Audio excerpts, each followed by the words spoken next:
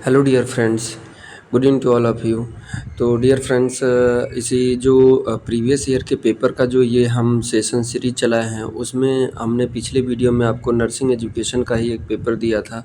उसके बाद नेक्स्ट जो है कि फरवरी 2024 में जो पेपर हुआ है नर्सिंग एजुकेशन का, वो हम आज आपको दे रहे हैं। ठीक है, तो चलिए शुरुआत करते हैं। उससे पहले आपको मैं बताना चाहूँगा, अगर हमारे चैनल पर नए हैं तो चैनल को सब्सक्राइब कर लीजिए, क्योंकि ये सेशन लंबा चलने वाला, आपको सपोर्ट मिलने वाला है और आपको एमएससी फर्स्ट ईयर के लिए ढेर सारा मैटर मैं देने वाला हूँ, तो जिससे आपको एग्ज़ाम में लिखने में आसानी होगी और एग्ज़ाम में एक आइडिया लग जाएगा क्या पूछता है, कैसा पेपर होता है।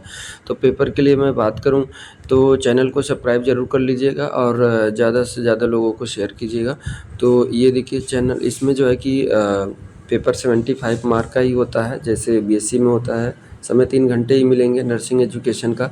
प्रीवियस पिछले वीडियो में मैंने नर्सिंग एजुकेशन का ही एक दिया था। ठीक है, तो आज ये नर्सिंग एजुकेशन का दूसरा वीडियो है। तो इसमें देखिए क्या क्या कंडीशन रहता है पेपर्स में। कंडीशन ये रहता है कि ऑल क्वेश्चन करना होता है, सभी क्वेश्चन कंपल्सरी अनिवार्य करना होता है। Explain the diagram where it required, यहाँ तक कि इसमें नर्सिंग एजुकेशन में अगर फिर डायग्राम भी अगर उसमें जिक्र किया है तो आपको डायग्राम भी बनाना होगा।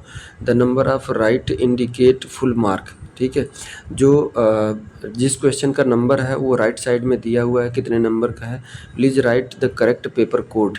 पेपर कोड देखिए ऊपर दिया है, उन्होंने बोल दिया कि पेपर कोड करेक्ट लिखिए और बी टू द पॉइंट। ठीक है, जो पॉइंट पूछा गया है वही पॉइंट डालिएगा। ये नहीं कि क्वेश्चन का नंबरिंग इधर उधर कर दें, तो उससे दिक्कत होगा, आपकी मार्किंग करने में दिक्कत होती है, आपके नंबर कट सकते हैं।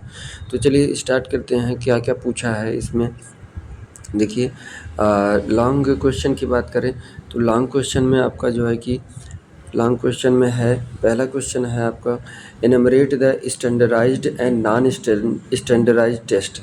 5 मार्क का है, यानी कि जो इस टेस्ट, जैसे आप टेस्ट बच्चों का या फिर लेते हैं टीचिंग के दौरान, तो उसमें स्टैंडर्ड और नॉन स्टैंडर्डाइज्ड क्या होते हैं उसके बारे में।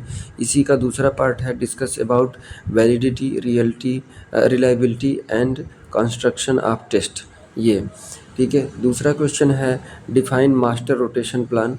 उसके बाद दूसरा इसी का है दूसरा पार्ट है state the purpose of master rotation plan. उसके बाद write down the responsibility of nursing teachers in relation to providing clinical experiences.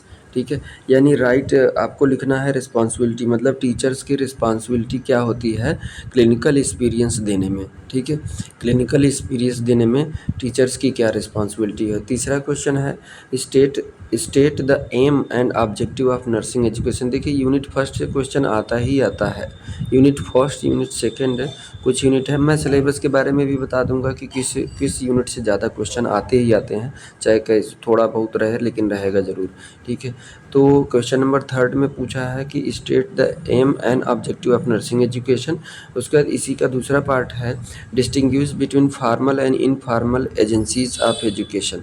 जितने भी फार्मल एजेंसियां हैं और नॉन फार्मल एजेंसियां हैं, उसमें क्या अंतर है जो एजुकेशन को सपोर्ट करते हैं और बढ़ावा देते हैं या फिर उसको इम्पैक्ट डालते हैं। तो ये सारी चीज़ें हैं। उसके बाद 60 क्वेश्चन की बात करें तो 60 में आपका है कॉम्पिटेंसी बेस्ड एजुकेशन। ठीक है, कॉम्पिटेंसी सेल्फ डायरेक्ट लर्निंग। देखिए सेकेंड यूनिट से पैनल डिस्कशन हो गया, ये भी सेकेंड।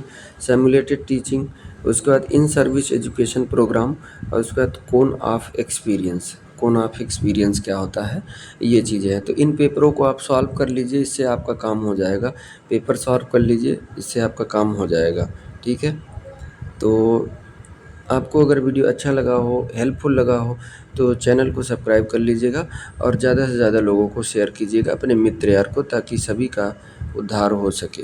ठीक है, मिलते हैं नेक्स्ट वीडियो में इसी नर्सिंग एजुकेशन का पेपर नए पेपर के साथ। तब तक के लिए हमारे चैनल पे बने रहिए। Thank you so much.